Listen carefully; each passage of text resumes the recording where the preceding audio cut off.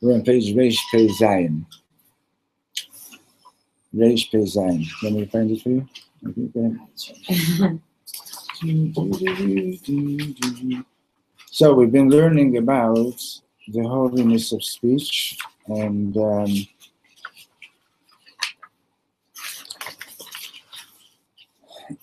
you know, if the newspapers here would learn this, they would start reporting a whole different kind of news.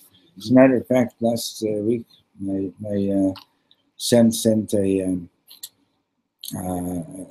picture of his daughter's report card. She finished grade 1, and I was so happy to see it, because instead of like, you know, like marks, you got this much, and you got this much, you got this much. It was an anecdotal, and it was like written by the principal and saying, you know, Mazel tov, you finished grade 1, and you put in so much effort, and you succeeded in this, and you succeeded in this. It was like all written in a positive tone, you know. And that's basically what we have to do all the time. It's like, you know, that's the whole teaching of Reb Nachman, about looking at the positive points, looking at the good, and seeing the good in everyone. You know. So we look at ourselves the same way. You have to do the same. So in other words, we don't focus on our favorites at all. You don't dwell on them. You pay attention to what you need to fix, but you don't dwell on it. So, so just very, very briefly, this is a sikha from the Lubavitcher Rebbe, and the two conditions that he set for, that he taught for if you are going to criticize someone, is first and foremost, it has to be done. It has to be motivated by your love for the Jewish people. In other words, you're telling this, you're going to talk to this person privately, and because you care about them, not because, just take it off, because you care about them, because you love them. And secondly, it has to be done with humility, meaning to say that you have to remember that whatever you see negative in the other person, you're studying psychology. Yeah. So we're not talking about projection, but rather this is a different kind of projection. It's projection the other way. Hashem is projecting to us what we need to fix ourselves. Okay? Projection in psychology means I'm projecting my problem onto someone else, and they don't necessarily have it, right? But if you do see something negative in another person, or you see a negative situation, Hashem is letting you see it. Hashem is orchestrated for us to see it, so that I should know I got the same problem. The same problem. Maybe in a more subtle. Maybe it might be in a more subtle way. But if I see somebody not keeping Shabbos, it means on some level, in some subtle way, I'm also not doing it properly. Okay. So before you go and correct somebody else, before you go and criticize someone else, know that you're looking at your own problem, right? And so Hashem is letting you see this so that you should know you got to fix this. And secondly, Hashem wants you to help this person in some way do their correction as well. But you got to be very intelligent and learn how you're supposed to do that. Okay? But we learned that that not only is it difficult to give Torah, but it's also equally difficult To receive. Yeah. Mhm. I think someone said that. Don't run. Take a listen. Okay. I'm not sure, but maybe. No? Okay. You know, you're getting to be my age because I hear things which don't happen either. No, I do. Just nobody else hears it. They have a Christmas song like that. Do you hear what I hear? Yeah. Okay, so page Resh Pei Zayin, Dibur Sarah Yisrael, speaking against the Jewish people, who hefech kvodo shel HaKadosh Baruch Hu. Yeah. It's the opposite of God's kavod.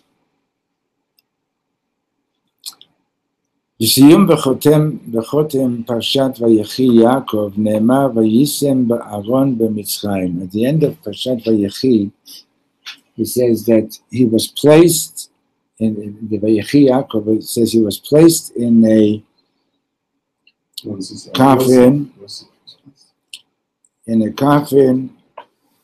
in the land of Egypt.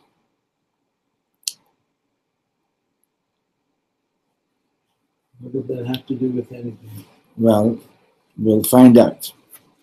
Baron b'Mitzrayim, and so what does the verse say? That he was placed in an aron, in a coffin, in Egypt. Now we know that he was in Egypt, right? Okay. So, Baron b'Mitzrayim, hayu atzmot Yosef, the bones of Joseph were placed into this coffin.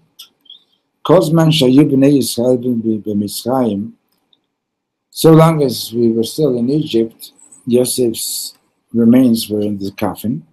We would say, Tami Mitzrayim K'tiv, and when the Jews left Egypt, it says, Vayikach Moshe et asmot Yosef, imo. Moshe took the bones of Yosef with him. No. What? I've never. Okay, just keep on going. Right? Ki hashbeya hishbeya b'nei Yisrael, because Yosef had made the Jewish people take an oath. Lemor, saying, Pakod yivkod Elokim etchem, God will remember you, will surely remember you. Va'alitem et atzmotai mizeh itchem, and bring my bones with you out of Egypt. This is as it says at the end of the parsha, Vayashba Yosef et bnei Yisrael, Yosef made the children of Israel take an oath, Lemor, saying, Pakod yivkod Elokim etchem, va'alitem et atzmotai mizeh. God will surely remember you and swear that you will take my bones out of here when you leave. So, v'yesh lomar al derech remez. So we can say al derech remez, right? You know there's 4 levels of interpretation of Torah. It's known as pardes, pshat, remez, derush, and sod. Right? Pshat is the literal meaning, the halachic understanding of the text, the actual straightforward meaning. Remez means allusion. Okay, so the text also alludes to things. So he's saying al derech remez, by way of allusion, we can say as follows: She'atzmot Yosef romez al ha'atzmiyut, the bnei Yisrael. The word atzmot, right? You know the word atzmot. Atzamot means bones. Yom ha'atzmaut, you've heard of that, the Independence Day. So etzem adabar means the essence of something. So atzmot Yosef is b'derech remez, not in the pshat level, but b'derech remez as an allusion. It's alluding to the atzmut, the atzmiyut of the children of Israel, right? The essence of the children of Israel. So, she'atzmot Yosef romez al ha'atzmiyut, atzmut milshon etzem hadavar, the essence of the thing, of the children of Israel. Now, Kol Yisrael nikraim al Shem Yosef. All the children of Israel are referred to by Yosef, by the name of Yosef. K'moshe Katuv, there's a verse in Tehillim that says, Nohei Katzon Yosef. He leads them like the sheep of Joseph. V'perush, and the meaning of Vayisem Ba'aron b'Mitzrayim, who, the next page, who shegam b'ma'amad v'matzav b'Mitzrayim, means to say that even in a situation of Mitzrayim or Sheyesh Mitzirim Israel, even in a situation when there are those who are oppressing the Jews, right? Hachel b'kolel hamitzar d'takfo yetzer hara, beginning and including with the oppression of the evil inclination that everybody has to deal with. Nimtza ha'etzem b'nei Yisrael. So the essence of the children of Israel is always b'shleimut ba'aron. It's always there in its entirety in the coffin or in the box. Kimo davar shemunach b'toch aron sagur mikol hastadim, like something that is put into a safety box that's closed from all sides, sheshum davar eno yachol lifgoa bo, that nothing can damage it or ruin it. Okay, what does this mean? I was going to ask you the same question. So I beat you. Okay, so what does this mean? And we were learning this last week in the yeshiva also. What this basically means is like this, that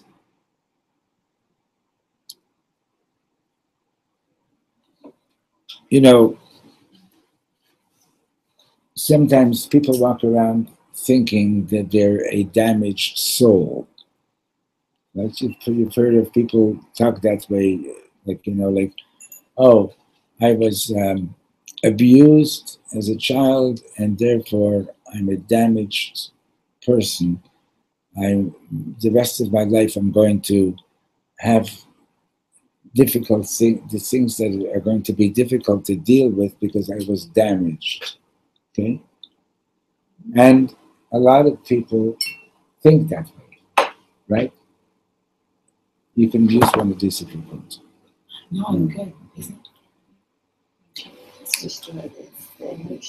Okay.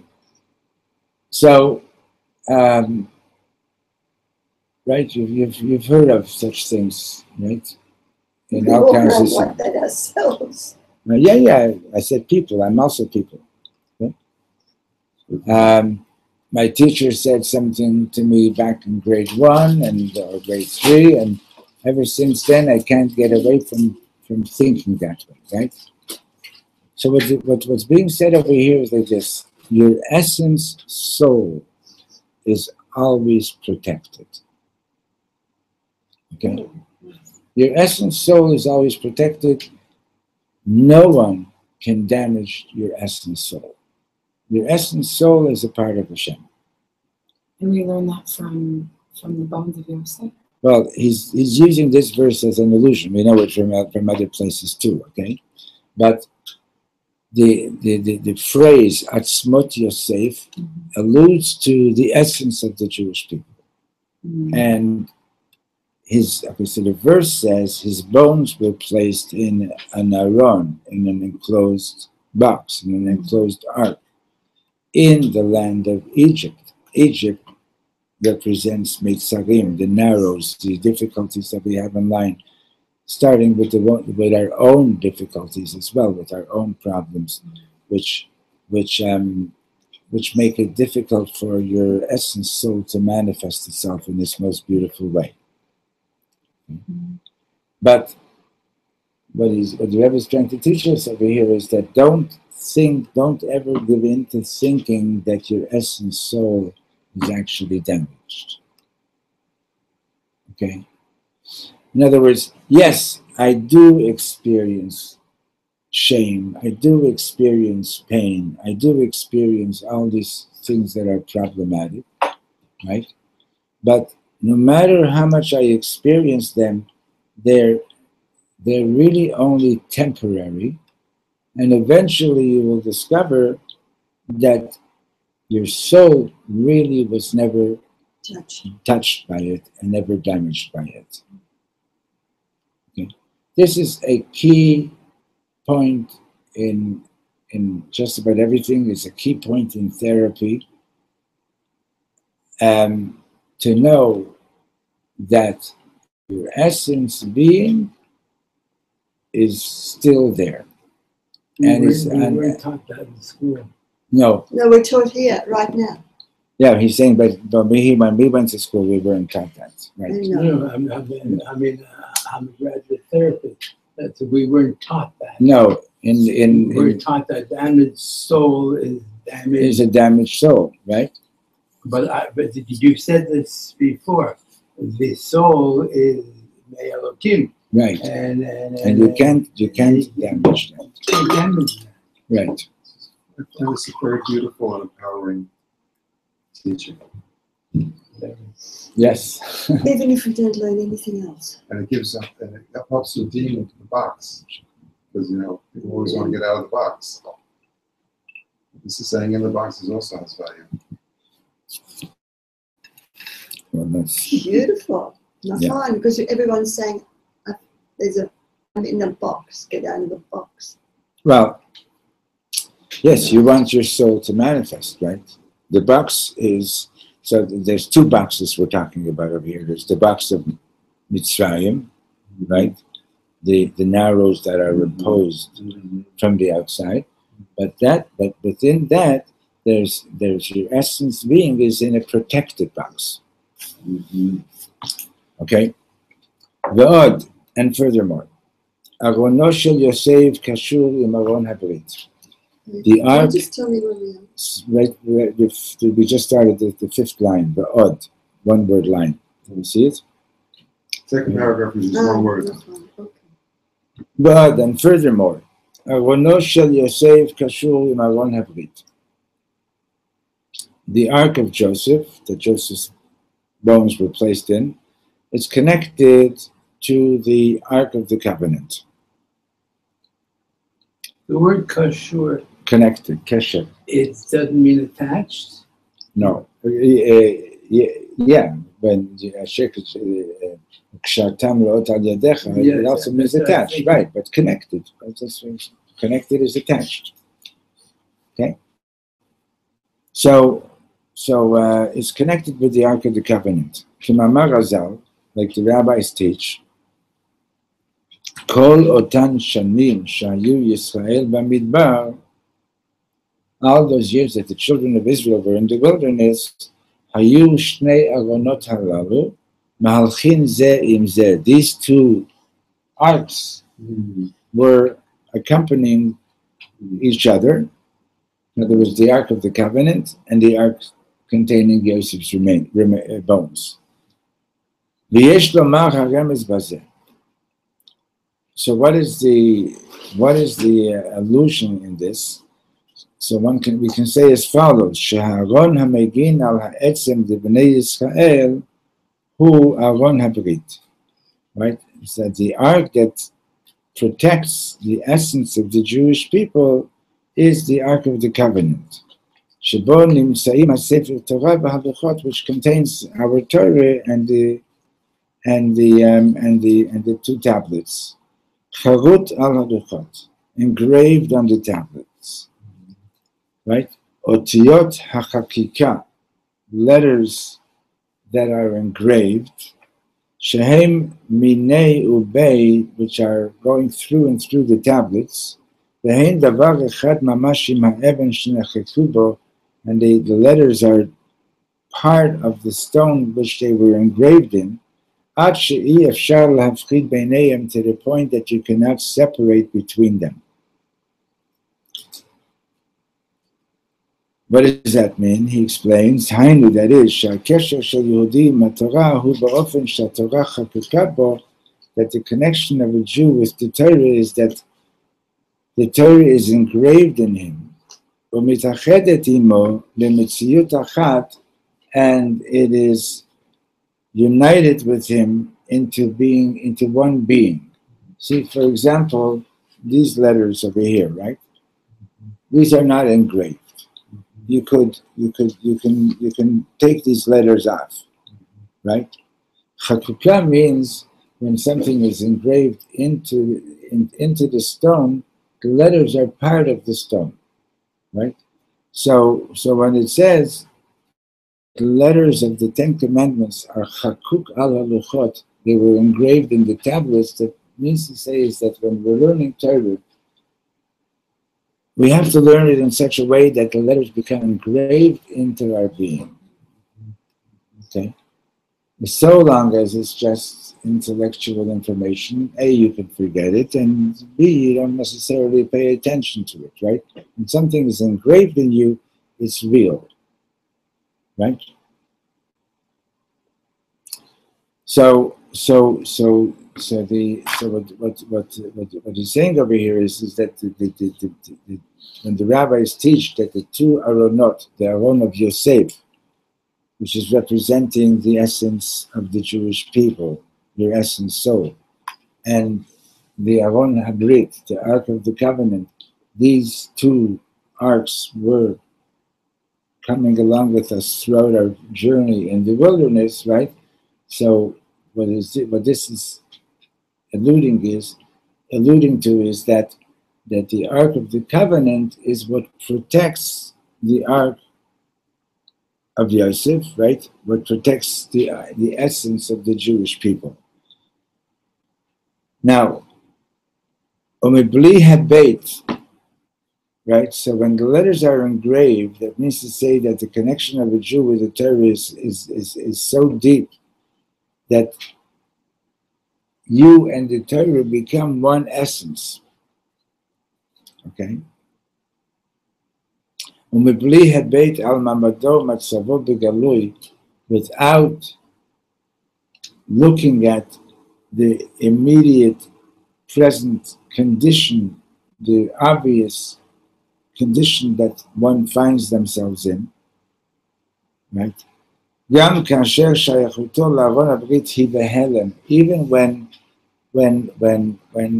one's connection to the Ark of the Covenant is completely concealed. In other words, even when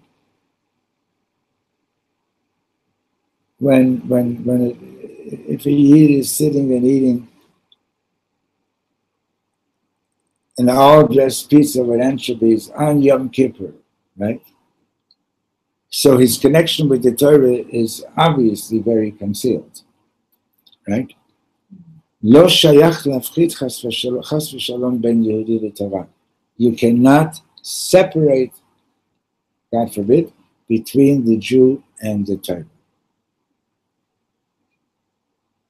Kivan shezohi metziyuto ha'amitit, because the real, true reality of every Jewish person is that you're connected with the Torah. B'lshon hazohar, and in the language of the Holy Zohar, the phrase is Yisrael v'oraita v'kudsha b'richu, the Jewish people, the Torah, and the Kodesh Baruch Hu, kula chad, were all one entity. Okay?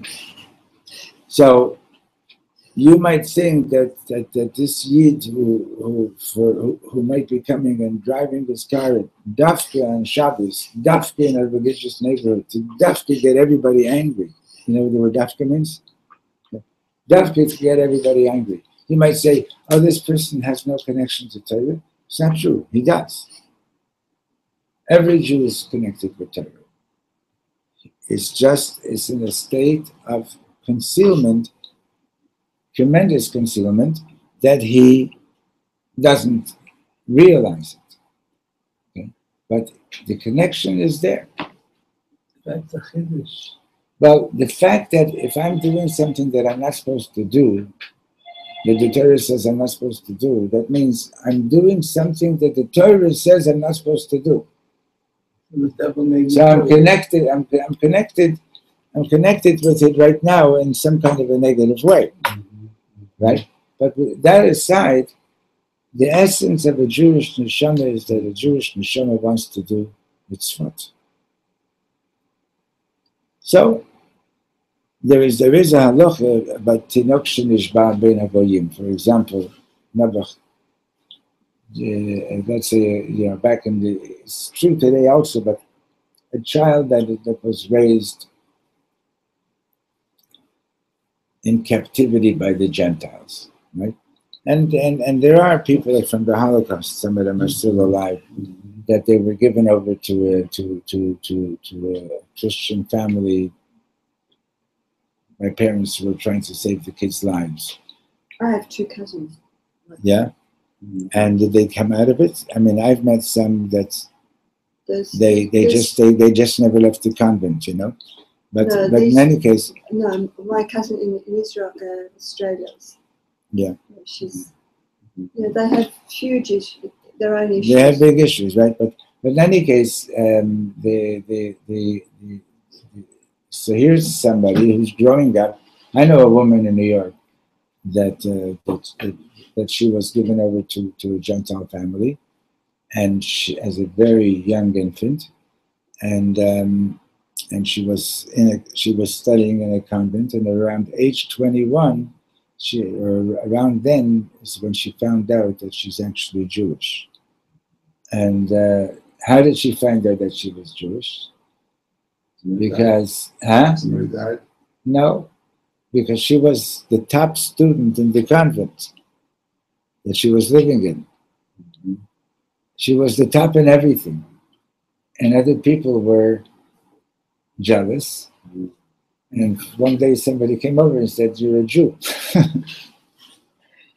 And she didn't know what that's supposed to mean. And in any case, so there's a halakha, the tinok shenishba. So for example, is she responsible for all those times that she ate non-kosher food? No, she was in captivity. Understand?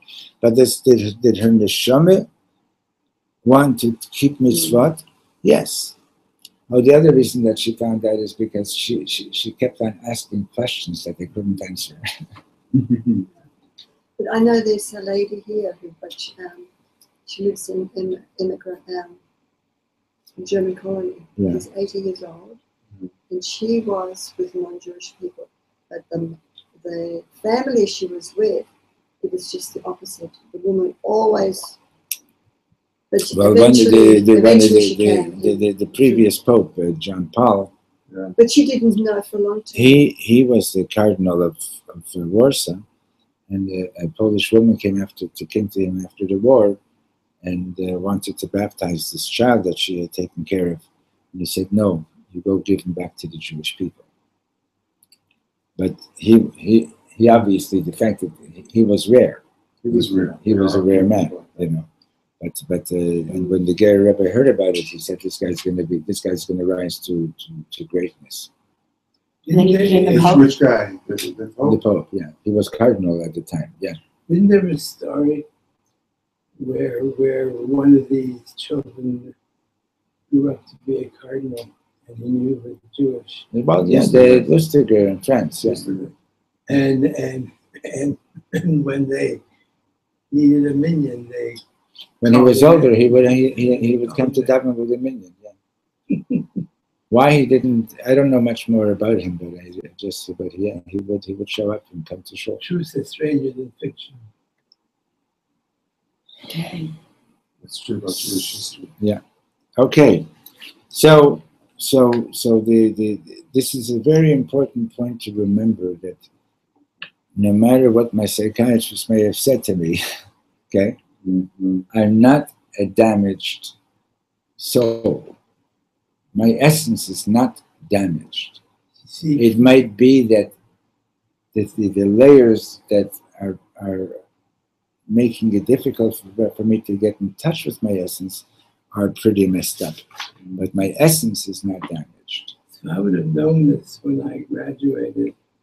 My whole perception of therapy would have been very different, because I went on the perception that they were damaged. So, and I tried to fix And it. so on a certain layer, there is damage, but not in the essence.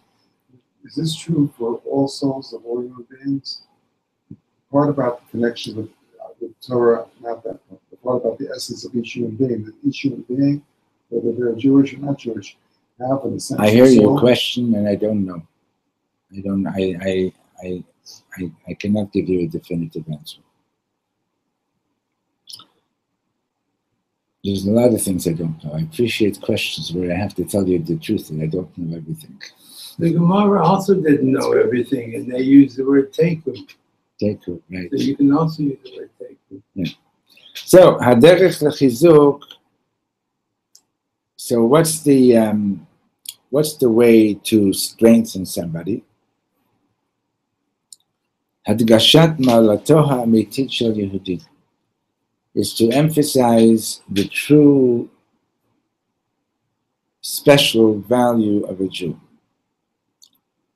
So he says, "Umizel lemedim hora'ah b'nogea lehaofen shebo ne'esa hachizuk d'bnei Yisrael b'Mitzrayim chazak b'zman hagalut."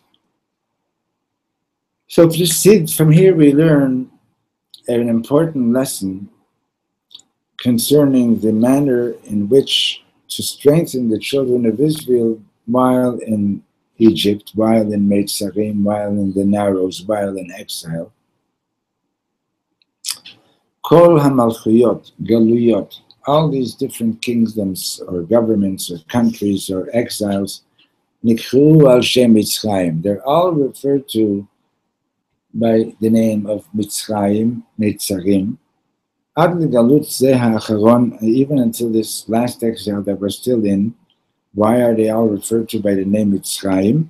Shemitzad koshi v'arichut hagalut, because of the hardship and the length of the exile, shelo be'erech l'sha'ar hagaluyot, which is beyond the length and the hardships of other exiles. Yesh tzorech b'chizuk gadol yoter, there's a need for exceptional chizuk. How do you say chizuk in English? Strengthening. Chazak is strength, and chizuk is when you're strengthening somebody else, right? Reinforcement. Reinforcement is a good word, yeah. Hachizuk b'dibnei Yisrael, so everybody understands clearly why the exile is referred to as, all exiles are referred to as Mitzrayim, right? Because Mitzrayim changed the vowels, you get the word Mitzrayim, which means narrows. Exile basically constricts the soul, right?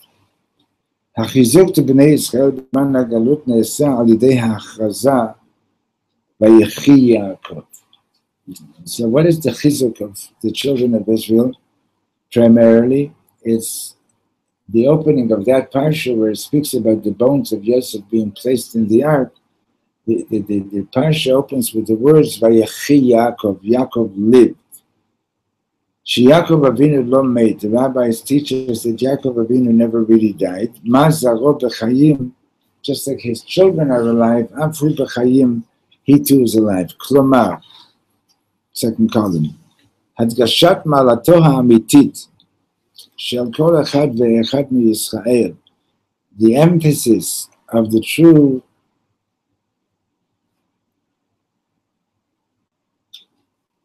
advantage of every single Jew, Zaro shel Yaakov, the seed of Jacob, mitzad metziyuto shel Yisrael hu, is the fact that what needs to be emphasized is that you, and this is answering your question, and that you are a Yisrael. That's what needs to be emphasized. Shelachen, therefore, Mibli habeit al mamado matzavo begalui, without paying attention to the apparent situation that one finds himself in. Yachol v'tzarich legalot et malato ha'amitit. In whatever situation the Yid is in right now, he has to find his and reveal his true advantage and essence. How do you do that? Sheyashuv b'tshuva is by doing tshuva. ויקיים התורה במצוותיה במעשה בפועל, and to actually fulfill the Torah and its mitzvahs in a real way, שעל ידי זה מחזקים ומעודדים את רוחו לבוא למעמד ומצב של חיים. That in this way you're strengthening and you're giving support to his spirit to attain his true situation in life, his החיים האמיתיים, גם בפועל בגלוי, even in a practical and revealed way. So, let's explain this for a second. We've mentioned this in the past. Have you seen these Lubavitcher ladies on campus that come up to you and say, do you want to light Shabbos candles? You've seen them in action? No, you know what I'm talking about. I know what you're talking about, though. Yes, definitely. So, and the men put on tefillin. And the men with tefillin, right? So once the shaliach, who's at the shaliach at Ben Gurion University, explained that unlike other kiruv organizations, the approach of the Lubavitcher Rebbe was, don't give the person any speeches about why they should light Shabbos candles or why they should put on tefillin. First, offer them a mitzvah.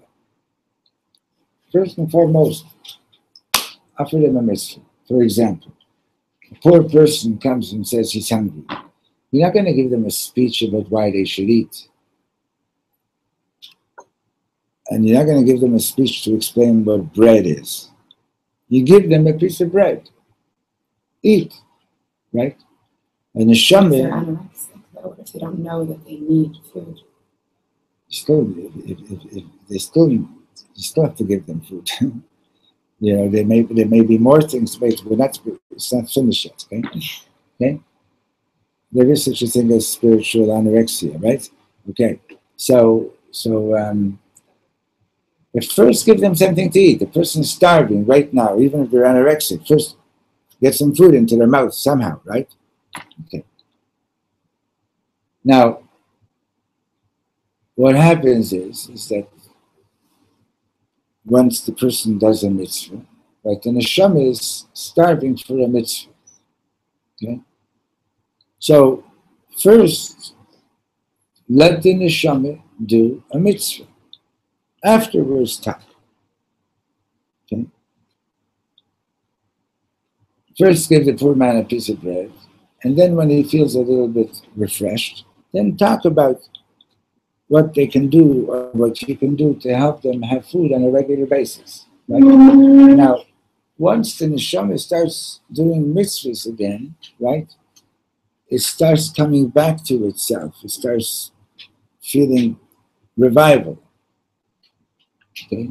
It's being strengthened. The mitzvah itself is what strengthens the neshama. And then the essence of the person starts to come out. Then the true essence of the person will come forth. So that's what needs to be done first and foremost. Okay, see if obviously there are different situations. Some are more difficult than others are extremely difficult, etc., right? But in essence, that's the way the real chizuk is, to get the person connected to their essence. To know their essence. That's why it's here. There's a question of just how long it's going to take. Right? And so now there are all kinds of situations where this information is useful and important. So let's say, for example, a person finds himself very upset. Somebody hurt your feelings badly, or whatever it might be. Let's say, you thought you won the lottery, but in fact you didn't, right? And, like you made a mistake with one number, whatever it is, I'm just giving some silly example as well, right? But whatever it is that's making you upset, right? So let's say it's something that you can, it's something external, and you can correct that right away. So go ahead and correct it, okay? But what if it's something that's you don't really have much choice of changing it from a superficial level or an external level, right? It's something deeper, right? Well, the solution is go deeper within yourself and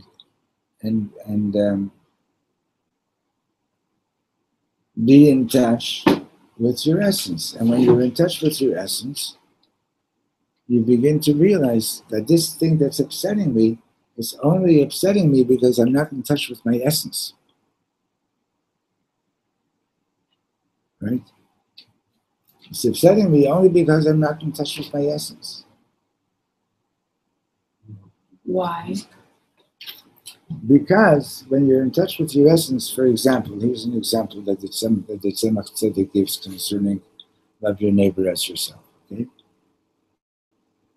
If you see somebody slicing some bread, and they got the knife in one hand and they cut their finger in the other hand, right? And then you see this person takes the knife, transfers it to the hand that got cut, and tells the hand that was cut, go ahead, take revenge. You would say, the guy's nuts, right?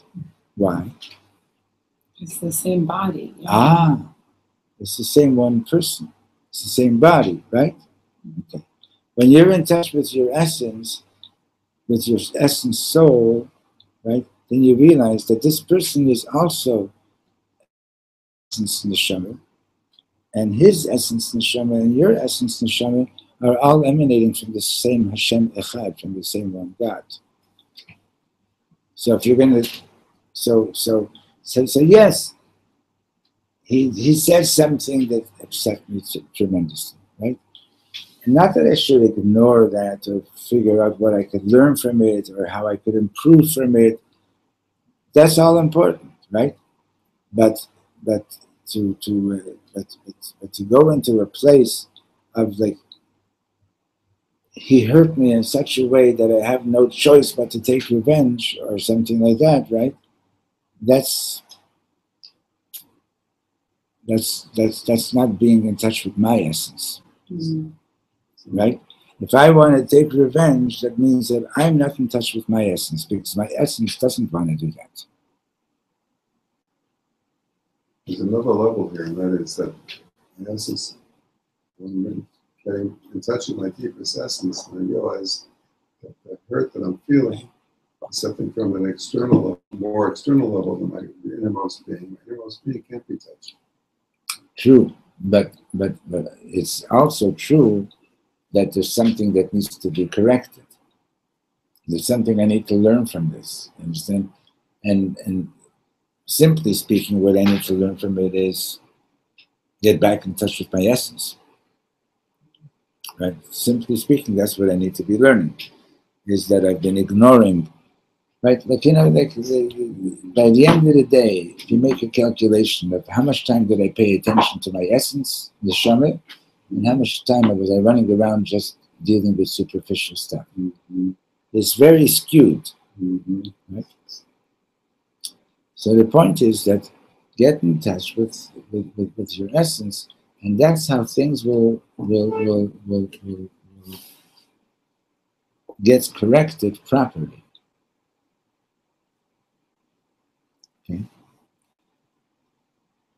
Okay, so when you get that back in touch with your essence, then your essence gets strengthened, and it begins to manifest itself again.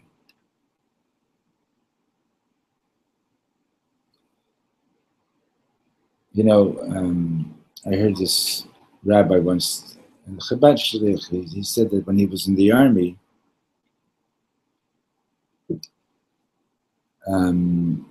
he was working in the kitchen there, and there was this other soldier there that he always seemed to be pretty anti-religious people. Anyway, one day he actually approached the soldier and he said, "Would you like to put on tefillin?" And this guy was not a religious guy, or observant is the better word. And he said, "Okay." And the guy put on tefillin, and this rabbi who lives over in the neighborhood, he told us that he was amazed. The guy put on tefillin and he said Shema, and he sat down and he cried and cried and cried and cried for the longest time.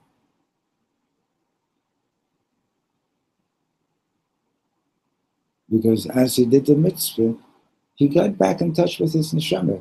And his neshama finally cried out, like, I've been waiting for this. I've been starving for this, Right? It's like when you've been starving for somebody to give you a hello, right?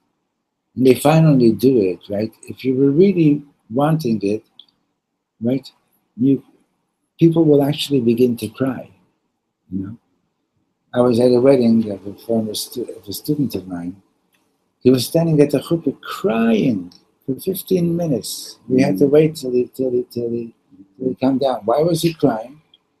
Because he'd been waiting for this moment all his life, and for years he wasn't even sure if he would ever get there, right?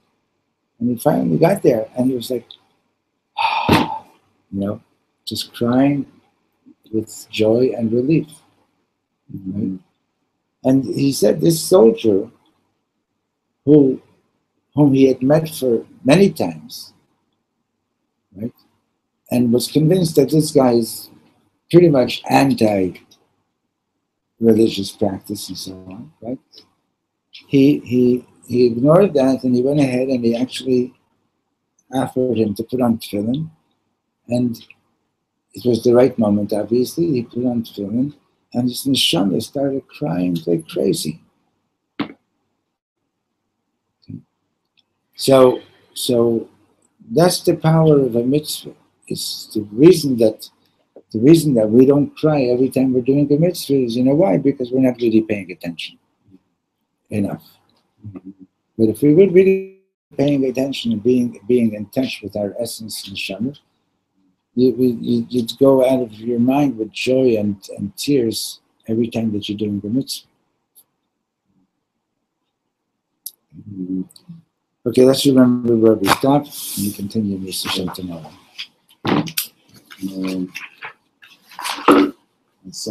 So